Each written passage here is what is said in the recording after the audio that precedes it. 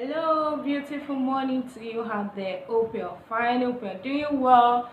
I hope your day has been going on smoothly, and I hope the month of May also has actually been so nice and good to rest every one of us out there. Today we'll continue from where we stopped last week. Last week we were discussing about the 7 things that can hinder one from fulfilling God's purpose, God's gift for your life, God's desire, God's given destiny for your life. We were discussing those things, and last week we talked about lust, and we talked about gluttony. When we talked about those two key things that can hinder one from fulfilling destiny, you can hinder one from fulfilling the God's given purpose for our life. So today we'll be continuing on that topic, the 7 things that can hinder one from fulfilling God's purpose. And today, the first thing I'll be speaking on is slothfulness. Slothfulness. What does it mean for you to be slothful? Or when you get the word slothful, what actually comes to your mind? A lot of things comes into our mind, but one of it is you hear laziness.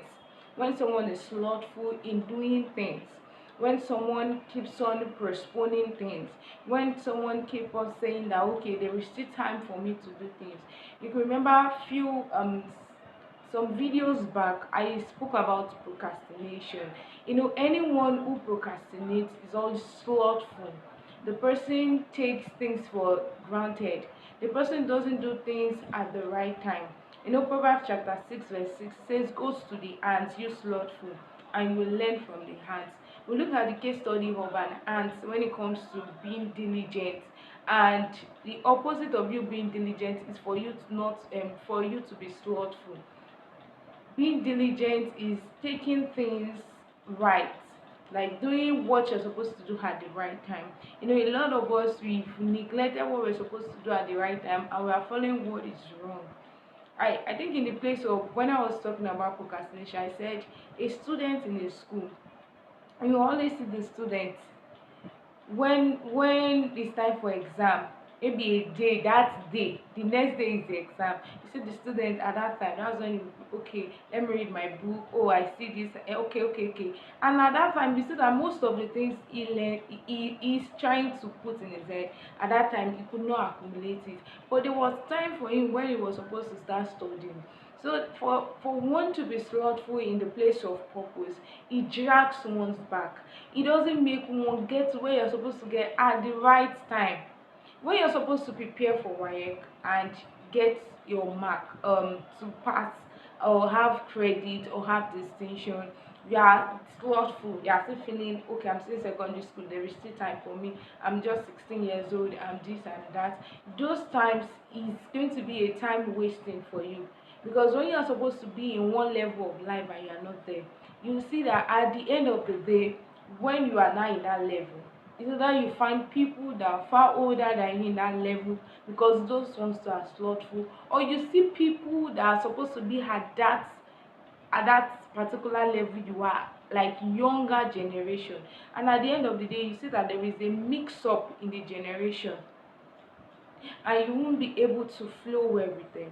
So for us to fulfill our destiny and purpose in life, we have to be diligent. Slothfulness wouldn't help us. It will drag us back. It will leave us back. Slothfulness brings one back in the place of destiny. And next thing I'll be talking about is greed. Greed, excessive pursuit of things, greediness. It is what is killing young adults, the youth, the teenager. They just want to be there. And it is greediness that will make a teenager go into yahoo yahoo and say, I want to make money fast. In 2020, during the lockdown, a lot of things happened around me, and I was able to see beyond. People that were supposed to be preparing for WAEC at that 2020, they were so jobless, they weren't reading, and at the end of the day, I saw that there were this caliber of people that now entered into yahoo yahoo. Guys doing yahoo yahoo, it is the way they dress outside, and they are older guys, but now you see younger generations, You see the teenagers out there doing yahoo yahoo. Someone was telling me about a news and they were showing me the news. A mother was telling his son, we have to get money fast, the way we are living in this life is not good and everything, and took the boy, the mother took the boy to an herbalist place, and the herbalist was telling the mother and the son that it is their sister. She gave birth to two children, a boy and a girl, and he was telling them that they are going to use that girl, and when the guy, that's the elder brother, will kill his younger sister, that is going to sleep with her after killing her, then he will now, I think they will now take blood or something to the man, then the guy, that's the brother, will now go and throw the girl away, and the mother concurred. It was even the mother that even poisoned the girl, told the boy, oh yeah, oh, go and sleep with her, she's dead already. It was when he was trying to throw his her corpse away, that was when the police caught him. Like, people caught him and took him to the police. Can you see what greediness will lead to? Not just for the teenagers. Look at the mother that will sacrifice one of her own child just for her to be rich. And at the end of the day, if the boy wasn't caught, do you think, like, I was just thinking that, and the mother will be using our, like, the money, she'll be lavishing it, and people will actually know that, okay, these people, they've arrived, they have money. And that is what greed can do to you in the place of destiny, in the place of purpose. See, our purpose is more important in life. When God created man, he said, let us make man in our image, after our likeness. And what is the essence of him making us in our image and in our likeness?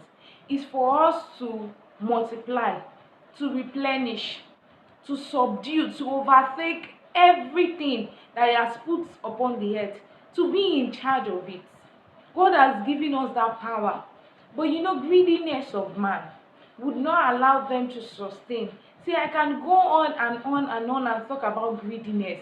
Greediness is one of the key that has destroyed a lot of young souls and life.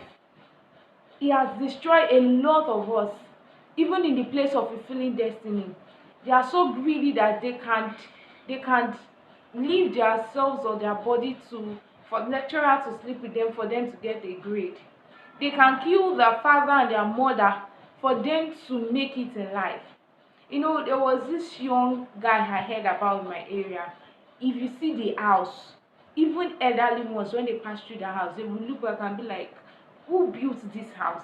The house is so beautiful and very nice. The guy is a yahoo guy. He now went to build a shopping complex, a mini shopping complex for his mom. She was selling, and this guy is from a background home. His pastors, his mother and father, they are ministers in the vineyard of God. Now, I was hearing late last year that the guy has run mad. What is the essence of you having the money because of greediness, and you cannot enjoy it? The blessings of the Lord is given to us, and no sorrow is added unto it. So today I'm adjuring you, as young ones out there, don't allow greediness take over your life. Don't be greedy. Those things you don't have now, you will have it much more later. You will have it in abundance. You don't even know the one you want. Is it shoe? Is it clothes? You will have it. Your wardrobe will be full if you are not slothful, if you are hardworking, if you are diligent in whatever you do. You know what the Bible says? Says here that a man that is diligent said he shall stand before kings and not men. That is it. It will surely happen because your work will speak for you. But when you are slothful and you are greedy again, it destroys you from fulfilling God's given purpose. It of your creation to come to pass. So I'm telling you how them, you're a teenager there, your children, you're a youth, you're a young adult, even our moms and dad, if anywhere you can hear me. See, it is a call for us to sit tight, be diligent in whatever you are doing. Look at the story of Jumoke, the bread seller. It was when she was selling bread in Lagos. Look at what that, if she had given up and said, okay, let me go into prostitution or let me go into aristo, she wouldn't have gotten that opportunity. See, opportunity is round about us.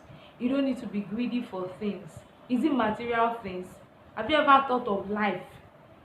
that when you die today, those things that you acquire in an unlawful way, do you think you are going to actually take them to heaven, or you make use of them?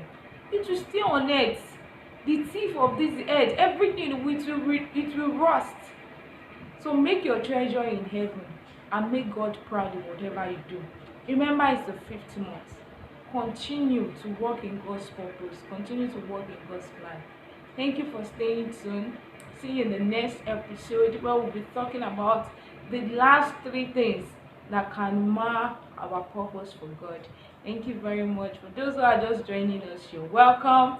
I remain your host, Shulai Lashadi Messi. With a life-giving river, oh, let it flow.